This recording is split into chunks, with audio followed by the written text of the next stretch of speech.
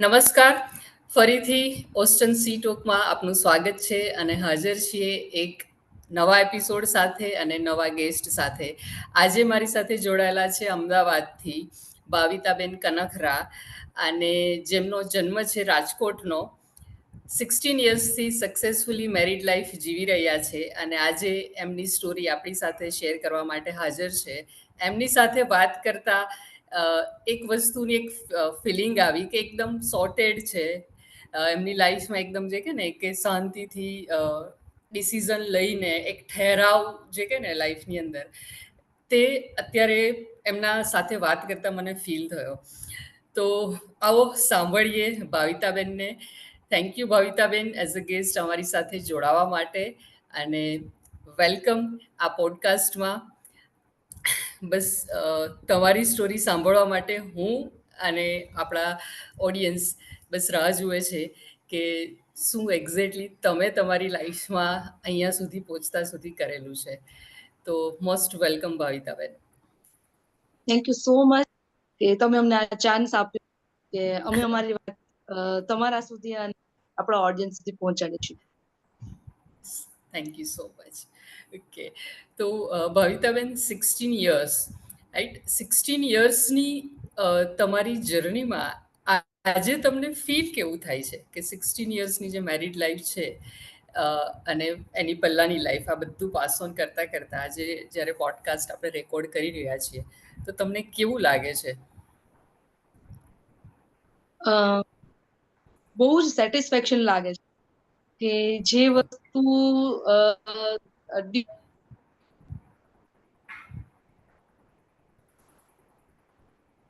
After marriage અત્યાર સુધીની મારી લાઈફ બહુ જ સારાથી થાય છે. જે વસ્તુ આપણે નક્કી કરેલી હોય એ થઈ કે ના થઈ, પણ બધું જ સારું રહ્યું છે. ઓકે, એટલે જે મળ્યું છે તે સારું લાગે છે અને સેટિસ્ફાઈડ લાગે છે. વાવ. મેં કહ્યું ને શરૂઆતમાં જ કે એકદમ સોર્ટેડ લાગે ભાવિતાબેન સાથે જ્યારે મેં વાત કરી, અને એમનો આન્સર પણ એવો લાગ્યો કે હું સેટિસ્ફાઈ છે. કે તો આ સેટિસ્ફેક્શનની સાથે લાઈફમાં એવી કોઈ સિચ્યુએશન તો આવી હશે ને કે જે તમને ચેલેન્જ લાગી હોય, જેના ડિસિઝન મેકિંગ વખતે તમારે થોડું વિચારવું પડ્યું હોય યા કોઈ કન્ફ્યુઝન હોય, કંઈક તો લાઈફમાં એવું થયું હશે ને? જી, 2022 મારું બેબી બોર્ન થયું. હવે જે ટાઈમે મારું કન્સીવ થયેલું એ ટાઈમે મેં મારું બધું જ ઇન્વેસ્ટમેન્ટ એક શોપ ચાલુ કરેલી, અને અમદાવાદમાં આપણે કહી શકાય કે ડેઝર્ટ કેફેનો બહુ જ અત્યારે ચલણ ચાલતું હોય છે. સો મેં 5 થી 6 વર્ષનું મારું કરિયર અને બધું જ વસ્તુ મેં એ શોપ ચાલુ કરવા માટે ખર્ચી. 2021 ઓક્ટોબરમાં મેં શોપનું ઓપનિંગ કર્યું, અને ડિસેમ્બર 2021માં મને ખબર પડી કે આઈ વોઝ કન્સીવિંગ. સો એ ટાઈમે મારા માટે બહુ જ ડિફિકલ્ટ હતું. મારા બંને બાળકો વચ્ચે 10 વર્ષનો ફરક છે. તો મારા માટે એ ડિસિઝન બહુ જ હતું કે હું પેરેલલી બંને કેમ કરી શકીશ. પણ ગોડ ગ્રેસ કે એ હાર્ડ ડિસિઝન પણ મારા ફેમિલીના સપોર્ટથી મેં પૂરું કર્યું. મેં બેબી બી બોર્ન કર્યું, પેરેલલી હું શોપ બી ચલાવતી. મેં 1-2 સ્ટાફ બી હાયર કર્યા કે મીનવાઇલ થોડું ટ્રેન કર્યા અને ચલાવ્યા. બટ યસ, સક્સેસફુલી હું એ બધી વસ્તુ રન કરી શકી, અને આ બધી વસ્તુ અમારા ફેમિલી મેમ્બરનો મને અનહદ સપોર્ટ છે. વાવ, લકી વન. ઓકે, તો એક્ઝેક્ટલી એ ટાઈમે પછી કર્યું શું? કારણ કે કન્સીવ કરો એટલે પ્રેગ્નન્સી, અને ફર્સ્ટ બેબીના 10 વર્ષ પછીની પ્રેગ્નન્સી એટલે ફિઝિકલી બહુ બધા ચેન્જીસ હોય, અને નવી દુકાન એટલે એ પણ એક પેલું બેબી કન્સીવ જેવું જ છે. બરાબર છે. તો આ એક સાથે બંને બેબીને મેનેજ કરવા માટે તમે કરતા કઈ રીતે? એકચ્યુઅલી હું પર્સનલી મારા ઘરથી મારું શોપ એપ્રોક્સ 10 થી 12 કિલોમીટર દૂર હતું, અને હું સેલ્ફ ડ્રાઈવ કરીને મેં 9 મહિના સુધી હું ત્યાં જતી. ઓકે. અને હું પેરેલલી કામ પણ કરતી. જ્યારે સ્ટાફ ના હોય ત્યારે હું કેક બેક પણ કરતી, ડિઝાઇન બી કરતી અને ડિલિવર બી કરવા જતી. મેં મારા 9 when I was 9 month pregnant ત્યારે બી હું કેક ડિલિવર કરવા જતી. અને મારું બેબી 13 જુલાઈના બોર્ન થયેલું છે. હું 11 જુલાઈના બી એક કેક ડિલિવર કરવા ગયેલી. વાવ! સો હેલ્થ ઇશ્યુઝ, મેં કહ્યું ને કે ભગવાનની દયાથી મને કોઈ મેજર હેલ્થ ઇશ્યુઝ નતા. સો હું બહુ જ એક્ટિવ રહેતી.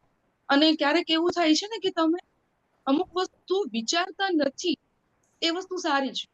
કે ભાઈ તમે બહુ જ વિચારો કે ભાઈ હું પ્રેગ્નેન્ટ છું ને મને આવું કંઈક થઈ જશે તો, હું આમ જતી હોઈશ ને કંઈક થઈ જશે તો, કે આમ થઈ જશે તો. મેં ક્યારે એવું વિચાર્યું જ નથી.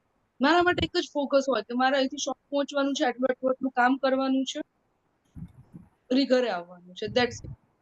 અને હું જે વાત કરી રહી છું કે હું 11th જુલાઈના બી જતી હતી. એ દિવસ પહેલો દિવસ મારી આખી પ્રેગ્નન્સીમાં એક જ દિવસ એવો હતો જ્યારે મને ડર લાગ્યો, કેમ કે એ દિવસ સખત વરસાદ હતો, જુલાઈ મંથ. અને એટલો સખત વરસાદ અમદાવાદમાં કે બધી જગ્યાએ પાણી ભરાય. અને મારા સાસુ મને ફોન પર ફોન કરે કે તું એકલી છે, રાતના 8 વાગ્યા છે, હજુ ઘરે નથી આવી, તારો હવે સાવ એન્ડ ટાઈમ ચાલે છે, ડ્યુ ડેટ આવી ગઈ છે તારી, અને નહીં થઈ જશે, તમે બહુ ડરો નહીં, હું પહોંચી જઈશ ઘરે. પણ થઈ જતું મેનેજ. કરવા માંગીએ ને તો બધું મેનેજ થાય, એવું છે. Yes, perfect. ઓકે. તો બસ તમે ગિવ અપ બેમાંથી એક પણ નહીં કર્યું એ મને ખ્યાલ આવ્યો અને બંનેને મેનેજ એ ટાઈમ પર કરવાનું હતું તો કરી લીધું. તો આટલી હિંમત જે તમારી અંદર છે ને, તમે જે એક વાત કરી કે એ વસ્તુ પર વિચારીએ નહીં તો તકલીફ થાય જ નહીં. તો આ હિંમત તમારી અંદર પહેલેથી જ છે કે તમે ડેવલપ કરેલું છે આ? આમ તો છે, કેમ કે મારું પેરેન્ટિંગ બહુ સ્ટ્રોંગ થયેલું છે. હા. પપ્પાએ બી મને પહેલેથી જે જગ્યાએ ફ્રીડમની જરૂર છે એ બધી જ જગ્યાએ ફ્રીડમ આપે. એજ્યુકેશનમાં કે તમારે જે ભણવું હોય એ ત્યાંથી લઈ, અને ઇવન આપણે પહેલાના ટાઈમમાં જોઈએ ને તો જલ્દીથી કોઈ છોકરીઓને વ્હીકલ ચલાવવા માટે ના આપે. પણ હું હા. જયારે 15 વર્ષની હતી, ઇવન 14 કે 15 વર્ષની હતી, ત્યારે મારા પપ્પાએ મને લ્યુના શીખવેલું. એ ટાઈમે આપણે લ્યુના ચાલતું, તો જણાવતું. મને હા એ પણ શીખવેલું. અને ક્યાંય બી આવવા જવાનું હોય, મારા ફેમિલીમાં બહુ જ ઓછા લેડી છે કે જેમણે ગ્રેજ્યુએશન કરેલું હોય. ઓકે. તો ક્યારે ક્યારે એ ટાઈપના રિસ્ટ્રિક્શન અમારા ફેમિલીમાં નથી આવેલું કે જે જગ્યાએ જે વસ્તુ થતી હોય તો તમે તમારા ડિસિઝન જાતે લઈ શકો. તો એ થોડું ઇફેક્ટ પડે. અને આફ્ટર મેરેજ બી મારા હસબન્ડ નો બી એવો જ નેચર છે કે ક્યારે મારા કોઈ ડિસિઝનમાં બને ત્યાં સુધી ઇન્ટરેસ્ટ એનું હોતું નથી. ઓકે. સો બરાબર છે. એટલે એ ફ્રીડમ અને એ રીતે જે ઉછેર થયેલો છે એના લીધે તમે એક હિંમત રહીને લગ્ન પછી તમને કામ લાગી એ વસ્તુ, ખાસ આ ટાઈપની સિચ્યુએશનમાં. ઓકે. હવે તમારી લાઈફમાં એવો કોઈ ટર્નિંગ પોઈન્ટ ફીલ થયેલો છે તમને કે હા, અહીંયા એક હવે એક લાઈફ આખો અલગ ટર્ન લઈ રહી છે અને કંઈક નવા રસ્તે જઈ રહી છે? જી, જે મેં પહેલા વાત કરી કે મારું બેબી બોર્ન થયું અને મેં મારું નવું શોપ ઓપન કરેલું, હમ. ત્યાર પછી એપ્રોક્સ 2 વર્ષ સુધી હમ. મેં મારું શોપ એ રન કરેલું. એમાં શરૂઆતનો જે દિવસો કહીએ કે હું મારું સિઝરિયન હતું, 3 મહિનામાં મારું બેબી 3 મહિનાનું હતું, ત્યારે હું એને સેલ્ફ ડ્રાઈવ કરી અને શોપ પર લઈ જતી અને મેં કામ કર્યું. ત્યારથી લઈ અને 10 થી 11 મહિનાનું થયું ત્યાં સુધી હું એને ડેઈલી શોપ પર લઈ જતી. આખું એનું બી ટિફિન જોડે હોય, મારું બી ટિફિન જોડે હોય. એટલે ફીડિંગમાં હોય તો એનું એ ટાઈમે એનું ફીડિંગ કરાવવાનું, પ્લસમાં મારું કેકનું બેકિંગ ચાલતું હોય, આઈસિંગ ચાલતું હોય, એ બધું મારું પેરેલલી કામ તો ચાલતું જ હોય. એ આખો સમય મેં પસાર કરેલો. પણ ત્યાર પછી જ્યારથી હું ઘરે એને મૂકીને જતી, કે પછી એ શોપ એના માટે બહુ નાની જગ્યા હતી કે એ ચાલતી થઈ, દોડતી થઈ, તો શોપ પર એટલું સેફ નતું કે હું એને એકલી મૂકી શકું. પછી હું એને ઘરે મૂકી ગઈ મારા ઇનલોઝ. તો પછી મારા માટે થોડું ડિફિકલ્ટ થઈ જતું કે જેમ કે ડિસ્ટન્સ મારા માટે વધારે લાંબુ થઈ જતું. તો હું હમ. દિવસના 40 થી 50 કિલોમીટર હું ડ્રાઈવ જ કરતી. સવારે જતી શોપ ઉપર, નૂનના પછી આવતી, ફરી હું સાંજે શોપ પર જતી, રાત્રે પાછી ઘરે આવું. સો આ બધી વસ્તુમાં ફિઝિકલી બી થોડું આપણને ઇફેક્ટ થતું હોય છે. તો મેં લાસ્ટ 2 મંથ પહેલા જ એ શોપ મેં વાઇન્ડ અપ કરી. એ મારું બહુ જ મોટો ટર્નિંગ પોઈન્ટ હતો કે મેં બહુ જ મહેનત કરી મેનેજ કરવા માટે, પણ finally I can't manage both. તો મેં મારો બિઝનેસ છોડ્યો નથી, જસ્ટ એ જગ્યા મેં વાઇન્ડ અપ કરી અને now I have start my cloud kitchen. So totally order base work અમે લોકો કરીએ છીએ. એન્ડ રિસન્ટલી બસ હવે મેં મે બી નેક્સ્ટ મંથ થી હું ક્લાસીસ બી કન્ડક્ટ કરું છું, ઓફલાઈન એન્ડ ઓનલાઈન. તો મેં મારો આખો ગોલ એટલે હું મારું આખું એ રીતનું સ્ટ્રક્ચર ચેન્જ કરી રહી. તો જે આગળની બધી વસ્તુ આપણે એને સ્ટ્રગલ ના કહી શકીએ આપણે, હું બહુ જ એન્જોય કરતી એ બધી વસ્તુને. તો ત્યારથી લઈને આ આખું મારા માટે ટર્નિંગ પોઈન્ટ છે કે એ મારે બધું પાછળ છોડવું પડે. યસ, એટલે ગમતી વસ્તુને અમુક વાર છોડવી પડે છે. અને તમારી લાઈફમાં અને ઘણી વખત બધી જ વસ્તુ મેળવવાથી જ ખુશી નથી થતી, કે લાઈફ સારી નથી થતી. અમુક વખતે કંઈક છોડવાથી પણ લાઈફમાં વધારે આગળ વધી શકાય છે. એ વસ્તુ એક્ઝેક્ટલી તમે અત્યારે કરેલી છે. તો હવે શું પ્લાન છે? ફ્યુચરનો પ્લાનિંગ શું છે? તમે એક વાત તો કહી કે તમે ક્લાસીસ સ્ટાર્ટ કરવા માંગો છો, બટ એના સિવાયના એરિયાઝ પર કોઈ ગોલ સેટિંગ કરેલું છે કે હવે આગળ શું કરવું છે? ચોક્કસ. હવે એકચ્યુઅલી હું એક્સપાન્ડ કરવા માંગુ છું, કેમ કે હું મારા બિઝનેસ સાથે સાથે મારું હેલ્થ બધી વસ્તુને પેરેલલી ચલાવવા માંગુ છું. અત્યાર સુધી એવું થતું કે જસ્ટ હું એક ફોકસ મારા બિઝનેસને જ કરી રહી, કે આખો દિવસ મગજમાં એ જ ચાલતું હોય, ત્યાં પહોંચો, ત્યાં પહોંચો, ત્યાં પહોંચો. સો જ્યારથી મેં આ ચેન્જ કરી છે મારી જગ્યા, તો હવે મને થોડો ટાઈમ મળે છે મારા માટે પણ વિચાર. તો હું મારા બિઝનેસના ગોલ્સ બી સેટ કરી રહી છું કે I want to expand, like cloud kitchen setup જ હું એક્સપાન્ડ કરી રહી છું. અને ઇન ફ્યુચર કદાચ હું એકાદ વર્ષમાં મારી વેબસાઇટ બી લોન્ચ કરવાનું પ્લાનિંગ છે મારું. અને પેરેલલી હું મારા હેલ્થ ગોલ પર પણ ફોકસ કરી રહી છું, કેમ કે મારા બેબી બોર્ન થયું અને આખું અમારું અપ્સ એન્ડ ડાઉન્સ ચાલ્યા, એમાં મારું અપ્રોક્સ 20 kg વેઇટ ગેઇન થયું છે. સો હવે મને એ વસ્તુ ફીલ થાય છે કે નાવ મારે ચેન્જ કરવું પડશે હવે આ વસ્તુ. ઓકે, સમજાઈ ગયું. તો જે અચાનક આવું વેઇટ ગેઇન થયું લાઈફના બધા ચેન્જીસ સાથે, તો તમને કોઈ દિવસ બોડી સેમિંગ વાળો ઇશ્યુ આવેલો છે ખરો? કોઈ દિવસ ફીલ થયેલું છે? નહીં, એકચ્યુઅલી હું પહેલેથી થોડી બબલી બલ્કી તો હતી. હું ઓકે. ક્યારેય એકદમ સ્લિમ ટ્રીમ પતલી તો હું ક્યારેય નથી. અને બોડી શેમિંગ વાળું તો મને ક્યારેય જ નથી લાગ્યું, કેમ કે બધાના પોતપોતાના બોડી સ્ટ્રક્ચર હોય. એટલે મને અત્યારે જસ્ટ મારું વેઇટ લોસ માટેનું બી થિંકિંગ ચાલુ થયું એ એટલા માટે જ, કેમ કે આખા દિવસમાં હું કદાચ કામ કરું કે ના કરું, હું બહુ જ થાકી જતી. અને મારા ફેસ ઉપર એ વસ્તુ લિટરલી દેખાય, મારું મેટાબોલિઝમ બહુ જ વીક થઈ ગયું છે.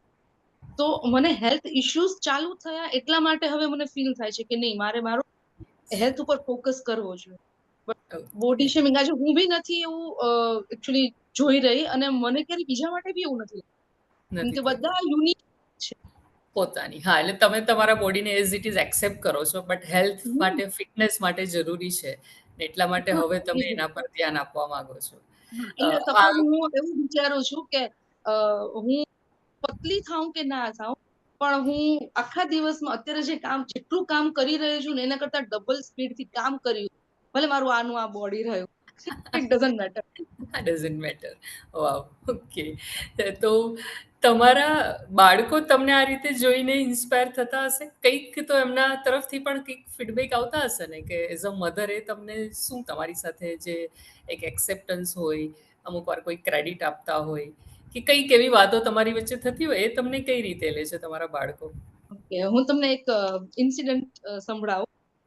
મારા સાસુ અને મારો સન એ બંને જામનગર ગયા હતા, અને રિટર્નમાં એ લોકો જે બસમાં આવતા હતા એમની સાથે એક લેડી અને એક ફેમિલી હતું એવી જ. તો જસ્ટ ખબર નહીં એ લોકો કંઈક વાત કરતા હશે ને આપણે તો શું ગુજરાતીઓ હોય એટલે તરત વાતો વાતો વાતો નીકળે. ચાલુ થઈ જાય. હા. એમાંથી એ લેડી એટલે મારા સાસુ એમ કહ્યું કે ભાઈ મારી વહુ છે આવી રીતે કેક બનાવે છે અને એમ કરે છે, અમે ચાંદખેડામાં રહીએ. તો એ લેડીએ સડન કીધું કે હા હું એક બેન પાસે બનાવડાવું છું ચાંદખેડામાં. પછી એમને ખબર પડી કે હું જ હતી. ઓહ, તો એટ અ ટાઈમ મારો સન આવીને કહે છે, ઓ મમ્મા તું તો કેટલી ફેમસ છે, અમને આજે બસમાં એક લેડી મળ્યા ને એ તો તારી કસ્ટમર નીકળી. સો એ વસ્તુ એમને બી એવું લાગે કે ભાઈ જો મમ્મા કેવું કામ કરી રહી. ઓકે. એટલે એક અંદરથી ખુશી મળે છે કે ખુશી. બાળકો આપણને કઈ રીતે લે છે. વાવ! તમારી અને લાઈફમાં હા, કંઈ બોલતા હતા? બોલો. હા એટલે મારો સન છે 12 વર્ષનો છે, પણ ઓકે. એ બી એટલો સપોર્ટિવ છે. અત્યારે મારી દીકરી મેં કહ્યું કે 2 વર્ષની છે. હમ. સપોઝ હું એને અડધો દિવસ એમની પાસે છોડીને કદાચ મારું કંઈક કામ માટે જવું તો મારે જોવું ના પડે. એ બહુ જ સારી રીતે સાચવે. સો એજ ડિફરન્સ ક્યારેક એવું લાગે કે એ વસ્તુ સારી છે. હા. મોટું બાળક નાના બાળકને બહુ સારી રીતે સાચવી લે છે. યસ. ઓકે. પેલું કે ને જે થાય તે સારા માટે કે 10 વર્ષ પછી સેકન્ડ ચાઇલ્ડ છે બટ તમારા માટે એ બ્લેસિંગ્સ છે. હા બહુ જ બહુ જ. ઓકે. તો તમારી લાઈફમાં કોઈ એવું ઇન્સ્પિરેશન, કોઈનું એવું ઇન્ફ્લુઅન્સ કે જેના માટે તમે ખૂબ જ ગ્રેટફુલ હો? મારી લાઈફમાં એકચ્યુઅલી મારી આસપાસના બધા લોકો એવા છે. મારા વાહ! પેરેન્ટ, હા, મારા સાસુ, મારા હા, સસરા, મારા હસબન્ડ. હા. મારા husband as a personal person is a gem of person. Wow! So any time હું આપણે પેલું ગુજરાતીમાં કહીએ ને કે આપણે પડતો બોલ ઝીલ. એટલે ક્યારેય કોઈ વસ્તુમાં તમને ડિસ્કરેજમેન્ટ ના લાગે કે ભાઈ શું આવી વાતો કરે છે, આવું તો કંઈક કરાતું હશે, આવું તો કંઈક થતું હશે. એવું હમ. નહીં. એ પેલા સાંભળે આપણને. ઓકે. ધ્યાન કે સિરિયસ આ વસ્તુ ખરેખર કરવા જેવી છે અને નથી કરવાનું, કેમ નથી કરવાનું, કે ગીવ પ્રોપર રીઝન કે આવું આવું ના કરાય તો વધારે સારું. ધ્યાન એ મૂકી દે મારા પર જ. પછી એટલે આમાં શું બંને વસ્તુ પોઝિટિવ નેગેટિવ હોય. તમારા ઉપર આવ્યું હોય તો એ ડિસિઝન તમે લીધું છે એટલે એના બ્લેમ પણ તમારા પર આવે કે જો ભાઈ આ ડિસિઝન તો તારું હતું, મેં તો તને આ ટાઈમે આવું કહેલું. ઓકે. તો at the end of the day કે ભાઈ આપણે જ છીએ જે છીએ. આપણે છીએ. યસ. ઓકે. તો તમારી લાઈફમાં એવું કોઈ પર્સન હતું કે જેમનાથી ઇન્ફ્લુઅન્સ થયેલા હોય કે એમના પાસેથી કંઈ લર્નિંગ કરેલું હોય જે તમને મેરિડ લાઈફમાં કામ લાગેલું હોય, 16 યર્સમાં કામ લાગ્યું હોય? જી ચોક્કસ. એકચ્યુઅલી એ વસ્તુ હું એક હસબન્ડ વાઈફ અથવા તો આપણા ફેમિલી સાથે જે મિસઅન્ડરસ્ટેન્ડિંગ થતા હોય છે એના હા, ઉપર કહેવા માંગીએ કે હા. મારા પેરેન્ટ્સમાં ઝઘડાઓ બહુ જ ઓછા થતા. એટલે ઇન ધ સેન્સ કે મિસઅન્ડરસ્ટેન્ડિંગ બહુ જ ઓછી થતી. મારા પપ્પા બહુ જ શાંતિથી વસ્તુઓ સાંભળે. મારા મમ્મી જયારે બી ગુસ્સો કરે પપ્પા બહુ જ શાંતિથી સાંભળે. બહુ જ જલ્દી રિએક્ટ ના કરે. મમ્મીને એ વસ્તુ પર પણ ગુસ્સો આવતો કે તમે રિએક્ટ કેમ નહીં કરતા. એ વસ્તુ માટે એ વસ્તુ સિરિયસલી ઇન્સ્પાયર થવા જેવી હોય છે કે જે ટાઈમે તમારે જે વસ્તુ રિએક્ટ કરવાની હોય એ ટાઈમે જ કરવાની. બધા ફેમિલી મેમ્બર્સના પરસેપ્શન અલગ હોય છે, એમનું અન્ડરસ્ટેન્ડિંગ અલગ અલગ હોય છે. તો ક્યારેક એવું બને કે આપણા લોકોમાં મિસઅન્ડરસ્ટેન્ડિંગ થવાનું રીઝન એવું, તમે એને સાંભળો, જ્યારે એ થોડા કામ થઈ જાય છે તો તમે એને સમજાવો અથવા તો તમે જે એક કહેવા માંગે છે, કરવા માંગે છે તો તમે એનું કરો. આજે આપણે લોકો ફેમિલીમાં છીએ, બધા એકબીજાનું જો આપણે બધા એકબીજાને ફોલો કરશું તો જ ફેમિલી રહેશે.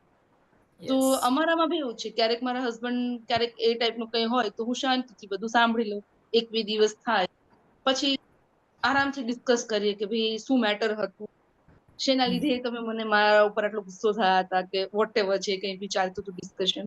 સો એ આરામથી સોર્ટ આઉટ થઈ જાય. So okay. એ વસ્તુ મેં બહુ સારી તમે 16 વર્ષથી તમારા શીખી. ફાધરમાંથી તમે એ વસ્તુ કે સરસ. તો અ, ખરેખર તમારી લાઈફ એમ કે ને શોર્ટ સ્વીટ જર્ની કે એ પણ કદાચ એટલા માટે કે તમે જે એટીટ્યુડ ડેવલપ કર્યો ફાધરને જોઈને અને એ જ વસ્તુના લીધે બાકીની લાઈફમાં પણ તમને બધું ઇઝી લાગ્યું. કારણ કે જે આ એટિટ્યૂડ છે ને કે શાંતિથી સાંભળીએ, પછી જોઈએ, રિએક્ટ નહીં કરીએ, એ લાઈફના મોટા ભાગના ઇશ્યુને એકદમ એટલે ઇશ્યુ રહેતો જ નથી. અને એના લીધે તમે જે કહો છો ને કે બધું જ બહુ સારી રીતે છે કે બધો સપોર્ટ છે કે બધું જ એ પણ એટલે જ થઈ રહે છે કારણ કે તમારી અંદર પણ એ એટિટ્યૂડ છે કે હું રિએક્ટ હું નહીં કરું. એક બીજું હું એક પોઈન્ટ એ એડ કરવા માંગી. હમ. મારો નાનો ભાઈ છે, મારા હા. કરતા 7 વર્ષ નાનો છે. ઓકે. હું એનાથી પણ બહુ જ ઇન્સ્પાયર છું. હા હા એમને એકચ્યુઅલી એવી બિઝનેસમાં છે, ફૂડ બિઝનેસમાં જ છે. હા પણ એનું જોઈ અને મને એકચ્યુઅલી બિઝનેસ કરવા માટે બી થોડું કહેવાય ને કે આપણને એક કહેવાય ને કે એવી ભાવના છે કે મોટિવેશન. નહીં મોટિવેશન મળે હા કે નહીં ભાઈ, હા. કેમ કે એટલી એ લોકો એને બી બહુ નાની એજ થી બિઝનેસ શરૂ કર્યો. એને એના ફ્રેન્ડે મળીને કર્યો. અત્યારે તો બહુ સારું એ લોકોએ અચીવ કર્યું છે. તો ઓકે. ઇન્સ્પિરેશનલ માટે એવું જરૂરી નથી કે તમે એલ્ડરનું જ ઇન્સ્પિરેશન. એ મને મારો ભાઈ એઝ અ બિઝનેસ પર્સન કહીએ ને તો મારા માટે બેસ્ટ ઇન્સ્પિરેશન અંકિત છે મારો ભાઈ. ફાઇન. ઓકે. તો તમારી જર્નીમાંથી તમે ખાસ મને જે શીખવા મળ્યું છે કે જે લોકો સાંભળશે એમને પણ કે ડિસિઝન લેવા માટે જ્યારે ટાઈમ હોય ત્યારે કન્ફ્યુઝનમાં રહ્યા વગર કોઈ એક ડિસિઝન બસ લઈને લાઈફમાં આગળ વધીએ.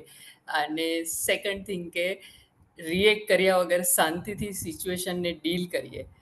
તો આ બે વસ્તુથી લાઈફમાં કેટલી સ્મૂથનેસ લાગે છે, કેટલું સેટિસ્ફેક્શન લાગે છે, એ તમને સાંભળતા આ બે વસ્તુ મેં એક કે ને કે કન્ક્લુઝન કાઢી છે. તો એગ્રી છો તમે આ વસ્તુથી? મેં જે બે ખાસ ડેફિનેટલી ડેફિનેટલી. Yes. Okay. તો તમે કેકનો જે બિઝનેસ કેક એન્ડ બેક જે કરો છો, તમે ડિઝર્ટ કેફે જે ચલાવતા હતા, આ તમારા અનુભવ પરથી કદાચ આપણો પોડકાસ્ટ જોનારને કોઈને ઈચ્છા હોય કે એમને સ્ટાર્ટ કરવું છે, તો કોઈ ટિપ્સ આપી શકો જે સ્ટાર્ટ કરવા માંગતા હોય યા ઓલરેડી ચલાવતા હોય એના માટે પણ ટિપ્સ કે જેને ગ્રો કઈ રીતે કરી શકાય તમારા અનુભવ પરથી? જી ચોક્કસ. હું કોઈ પણ લોકોને મદદ જેમને બી જોઈતી હોય એ મને પર્સનલી બી મને ફોન કે મેસેજ કરી શકે છે. અને અચ્છા. સેકન્ડ એ કે તમારે કન્સિસ્ટન્સી એક રાખવી પડે. તમને જ્યારે શરૂ કરીએ ત્યારે ડાયરેક્ટલી તમને ઓર્ડર્સ ના મળે, કેમ કે એ ટ્રસ્ટ બેઝ વસ્તુ છે. અને બિઝનેસ, કોઈ પણ બિઝનેસ તમે લો, એ રેફરલ બેઝ ચાલતો. એટલે આજે મારું કેક મારા સોસાયટીમાં એક કોઈને ત્યાં ગયું હોય, એ બીજાને કોઈને કે હા ભાઈ જો આમનું કેક હું લાવી હતી ને બહુ સારું, હમ. તો બીજી વખત એમને ત્યારે જ્યારે કઈ જરૂર હોય તો એ તમારી પાસેથી લે. તો તમારે શરૂ કરો અથવા તો કરી રહ્યા, તમારી બધી વસ્તુ ટાઈમ આપવો પડશે. અને સાથે સેકન્ડ કે તમારે એ વસ્તુ માટે એકદમ પેશનેટ રહેવું પડે. હું આટલી કામ છું અને એ વસ્તુ મને મારા બિઝનેસમાં બહુ જ ફરક પડે.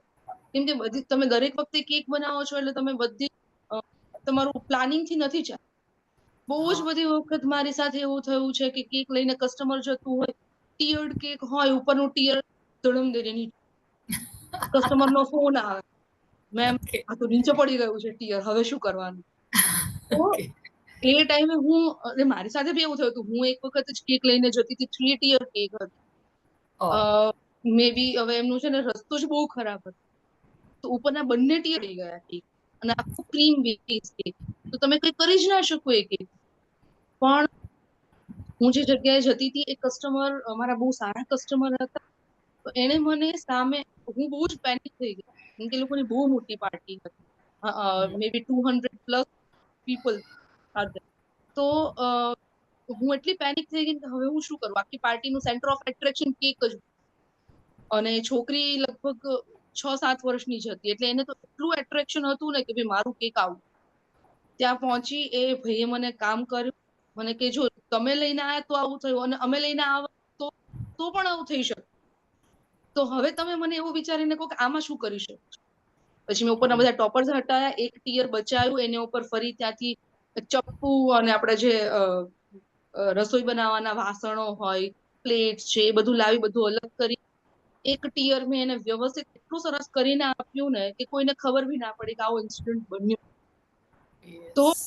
તમે એવી સિચ્યુએશનમાં આવી શકો છો, કોઈ પણ બિઝનેસ હોય તમે એવી સિચ્યુએશનમાં આવી શકો છો, તો એ ટાઈમે તમારે ઠંડા મને એ વિચારવાનું કે હવે શું કરવાનું, શું થઈ ગયું એ તો થઈ જ જવાનું. સો આ બધી વસ્તુનું ધ્યાન રાખી અને કન્સિસ્ટન્સી રાખવાનું કે નહીં હું આ કરું છું કરીશ. યસ. એટલે શાંત હોઈએ તો નેક્સ્ટ સ્ટેપ ખ્યાલ આવે. જો હા, ત્યારે શાંત નહીં રહીએ તો નેક્સ્ટ સ્ટેપ દેખાય જ નહીં અને બધું જ બગડ્યા કરે. બધું જ ઓકે. અને ક્વોલિટી કેટલી મેટર કરે છે પ્રોડક્ટની? ખાસ કરીને બહુ જ તમારા મેટર ફિલ્ડમાં. બહુ જ મેટર કરે છે. અને હા. હું એકચ્યુઅલી બધું એગલેસ પ્રિફર કરું છું, કેમ કે હું પોતે ઓકે. વૈષ્ણવ છું અને ટોટલી એગલેસ વસ્તુ એટલે આજે હું જે મારા ઉપર લોકોનો એટલો ટ્રસ્ટ હોય છે કે હું જે વસ્તુ બી યુઝ કરું છું એ બધું પ્રોપર હોય છે. એટલે ક્વોલિટી ચેક કર્યા વગર હું કોઈ વસ્તુ મારા કિચનમાં નથી લાવતી. અને હા. Second okay. વસ્તુ એવી હોય છે કે આ વસ્તુમાં એવું થાય કે બેકરી સાથે બહુ જ કમ્પેરિઝન થવા લાગે કે તમે કેમ તમારું કેક આટલું કોસ્ટલી છે અને બેકરીઝમાં તો એ જ વસ્તુ 300-400 રૂપિયામાં યસ. મળે છે. તો એ ટાઈમે હા. તમારે એ વસ્તુ સાબિત કરવી પડે કે નહીં તમે કમ્પેર કરી લો, મારું કિચન ઓપન કિચન છે, તમે આઈને જોઈ શકો. હા. અને જો એ વસ્તુ તમે બેકરીમાં જોઈ શકતા હોય તો તમે મારી પ્રાઇસ કમ્પેર કરી શકો. બરાબર છે. હા. અને આ કોન્ફિડન્સ ત્યારે જ આવે જ્યારે આપણે સાચા હોઈએ, રાઈટ? હા, આટલા ડેફિનેટલી. કોન્ફિડન્સથી આપણે ત્યારે જ કન્વે કરી શકીએ જ્યારે આપણી અંદર એ વસ્તુ હોય અને આપણી ક્વોલિટી પર પોતાને કોન્ફિડન્સ હોય. ને બાકી પછી માઉથ પબ્લિસિટી સૌથી વધારે હેલ્પ કરે છે. હા, સૌથી વધારે માઉથ પબ્લિસિટી એ યસ. બેસ્ટ. અને અત્યારે તો નો ડાઉટ હું હજુ સોશિયલ મીડિયામાં થોડું મારું એક્ટિવનેસ ઓછું હોય છે, બટ હમ. એના માટે બી મારે અત્યારે હવે વર્ક કરવાની જરૂર છે. કે ઓકે. એ સૌથી બેસ્ટ પ્લેટફોર્મ છે, તમે તમારી વાતને હાલના લોકો સમયમાં સુધી તો પહોંચાડી શકો. હા. કારણ કે કોઈ રેફરન્સ જ્યારે આપે તમારું, પણ એ હમ, સોશિયલ મીડિયા પર જોઈને ચેક કરે કે તમારું કામ હમ, કેવું છે, હમ. તમારા કેટલા ફોલોઅર્સ છે, આ બધી વસ્તુ બી લોકોએ ટેસ્ટિમોનિયલ આપેલા છે કે હા, લોકોએ તમારી પ્રોડક્ટને કેટલી લાઈક કરેલી છે. આ બધી વસ્તુ જ્યારે તમે તમારા પેજ પર હું એ ચડાવેલી હોય. વસ્તુમાં હા. મારું છે ને એ વસ્તુમાં થોડું પેલું છે, હજુ આમ સોશિયલ મીડિયામાં બહુ બધું અપડેટ કરવું ને એવું બધું નથી હોતું. બટ મેં અત્યાર સુધીમાં ટોટલ 5000 પ્લસ કેજીસ એટલે ટોટલ આપણે કેજીસ કહીએ ને મેં હા. 5000 કિલોથી બી વધારેની કેકો બનાવેલી છે. વાવ. બટ મેં ક્યારે એ વસ્તુ ત્યાં એવી મૂકી જ નથી કે ભાઈ અમે લોકો આવું કામ કરીએ છીએ. હમ. અને ટોટલ મેં last two last 27 KG in a single tear, જો ટીયર્ડ કેક હોય છે. મેં 10 ટીયર્ડ બનાવેલા હતા, 27 કેજી પ્લસ નું કેક હતું. સો અમે એટલે મારું કામ નાની કેક થી લઈ એટલે અમે લોકો 1 કેજી નું કેક બી કસ્ટમ કરીએ છીએ, ત્યાંથી લઈને કસ્ટમરનું જે રિક્વાયરમેન્ટ હોય. ઓકે. વાવ. પણ હવે તમે મારા બેસ્ટ વિસીસ કે સોશિયલ મીડિયા પર બી આવી જશો અને તમે જે કહ્યું કે તમને કોન્ટેક્ટ કરી શકે છે, તો એના માટે મને બસ તમારું પેજની લિંક ઓર એલ્સ જે પણ તમે કોન્ટેક્ટ ડિટેલ્સ આપવા માંગો તે આપજો. જે લોકો જોઈ રહ્યા છે એમને કહીશ કે એમની કોન્ટેક્ટ ડિટેલ્સ હું ડિસ્ક્રિપ્શનમાં મૂકી દઈશ. અને જે કોઈને પણ કંઈ પણ એમને ઓપનલી કહ્યું છે કે હું હેલ્પ કરવા તૈયાર છું, તો તમે હા, એમનો કોન્ટેક્ટ ડેફિનેટ. 100% કરી શકો છો. ઓકે. સો બસ આપણે આપણા પોડકાસ્ટના એન્ડ તરફ જઈ રહ્યા છીએ. તો તમારા તરફથી તમે આપણા વ્યુઅર્સને કોઈ એવી લેડી જે સ્ટાર્ટ કરવા માંગતી હોય એમને તમારા તરફથી શું મેસેજ આપવા માંગો છો? મેં જેવી રીતે પહેલા કહ્યું એવી રીતે કે તમારે કોઈ વસ્તુથી ગભરાવાનું, હમ. તમે શરૂઆત કરો. એક વખત શરૂઆત થશે તો તમને રસ્તાઓ મળતા જશે.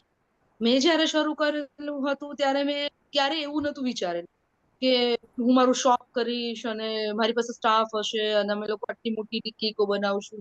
ક્યારે નતું વિચાર્યું. મેં 1500 નું સેકન્ડ હેન્ડ ઓટીજી લીધેલ, 1500 રૂપિયાના ઇન્વેસ્ટમેન્ટથી મેં સ્ટાર્ટ કરે, 100-200 રૂપિયાના ટીન્સ લાવી હતી ને બસ દેટ્સ ઇટ. તો શરૂઆત હંમેશા નાની હોવાની છે.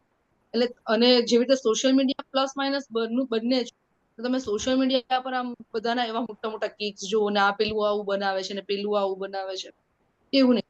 આપણાથી એક નાની શરૂઆત કરવાની. એટલે શરૂઆત ઇમ્પોર્ટન્ટ છે, પછી આગળનું જોયું જશે.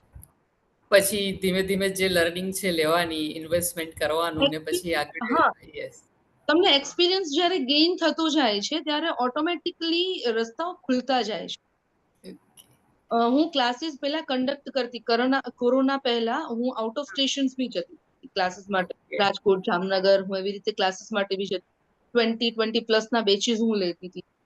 તો બહુ બહુ જ બધા એવા સ્ટુડન્ટ્સ આવતા કે જે લોકોને પહેલા તો એવું જ હોય કે ભાઈ અમારે કરિયર અમે લોકો ચૂઝ નથી કરતા, જસ્ટ અમારે ઘરમાં ખાલી બનાવીને ખાઈશું.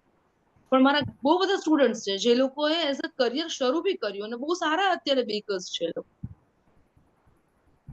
તો શરૂઆત ઇમ્પોર્ટન્ટ છે.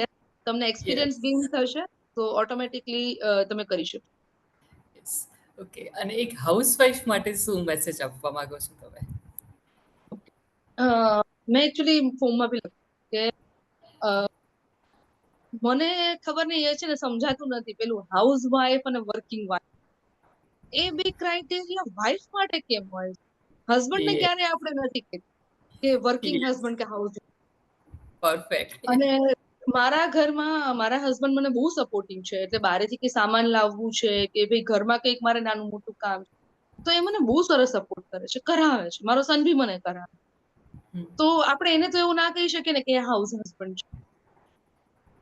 તો જે લેડી ઘર માટે આખો દિવસ આપે છે અને પોતાના બાળકો, પોતાના પતિ, પોતાના ફેમિલીને એટલો સપોર્ટ આપે છે, તો એ વ્યક્તિ કંઈ બી કરી શકે. યસ. હાઉસવાઈફ એકલા હાઉસવાઈફ નથી હોતી. યસ, એ એટલા માટે જ એને એક મેનેજમેન્ટ સ્કિલ કહેવાય છે. અને તમે પણ આ વિચાર જ્યારે અહીંયા બોલો છો એની સાથે હું 100% એગ્રી થાઉં છું ને, એટલા માટે જ આ ચેનલ સ્ટાર્ટ કરેલી છે કે હાઉસવાઈફ પોતાને ખાલી હાઉસવાઈફ સમજે છે, એટલા માટે જ બહારના લોકો પણ એને ખાલી હાઉસવાઈફનો ટેગ આપે છે. જ્યારે એ પોતે પોતાના વિચારોમાં એવું માને કે મારી સ્કિલ છે એક મેનેજમેન્ટ સ્કિલ છે, જેમ બીજી બધી મેનેજમેન્ટ સ્કિલ હોય છે, જેમ ઓફિસીસમાં મેનેજ થતું હોય છે, એ રીતે ઘરને મેનેજ કરીએ છીએ. અને એ ઇમ્પોર્ટન્સ આપવાની શરૂઆત એને પોતે કરવાની છે. અને જ્યારે પોતે શરૂઆત કરશે તો ઓટોમેટિકલી એના આજુબાજુના લોકો પણ એને સેમ લેવલની રિસ્પેક્ટ આપશે.